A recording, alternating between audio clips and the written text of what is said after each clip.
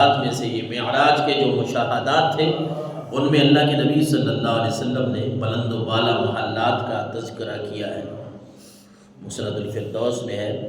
کہ آپ صلی اللہ علیہ وسلم سے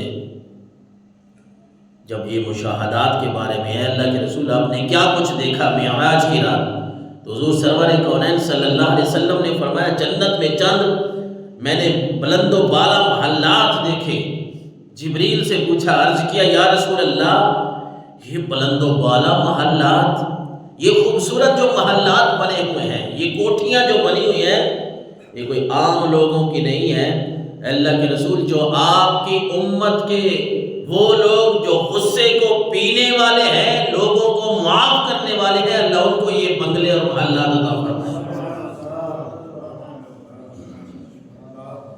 آج جس ماحول سے ہم گزر رہے ہیں آپ کو پتہ ہے کہ کتنے سخت دل ہیں لوگ، اور پھر ہمارے اندر لڑائیاں جھگڑے اور پتہ نہیں کہاں سے پھر کہاں تک، بلکہ ہم تو کہہ دیتے ہیں بھئی میں مر جاؤں تو فلاں کو کہنا میری منجی تلے نہ آوے، میری چارپائی کو جو ہے وہ کندھا نہ دے۔ ارے یہ کیا سی باتیں ہیں یار، مسلمان ہیں ہم، کیا ایسی باتیں ہمیں زیب دیتی ہیں؟ ہم کسی کو یہ کہیں،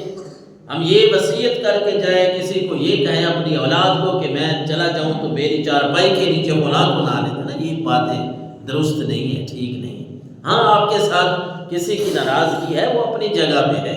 اگر کسی نے آپ کے اوپر زیادتی کی، آپ کے ساتھ زیادتی کی ہے کسی نے، تو آپ یہ بات کیوں نہیں یاد رکھتے؟ یہ تو یاد ہے کہ میں کہوں کہ میری چارپائی کے نیچے نہ آئے، اس بات کو چھوڑیں، یہ بات یاد رکھیں کہ رسول چاہے جتنی بھی کسی کی زیادتی ہے، مر جائیں گے، کون سی زیادتی ہیں، پھر ختم ہو جائیں گے، گل سڑ جائیں گے، آگے چلے جائیں گے۔ تو اللہ کے نبی صلی اللہ علیہ وسلم کی یہ بات کیوں نہ یاد رکھیں کہ رسول اللہ نے فرمایا معراج کی رات میں نے جو مشاہدات کیے، بلند و بالا محلات دیکھے خوبصورت،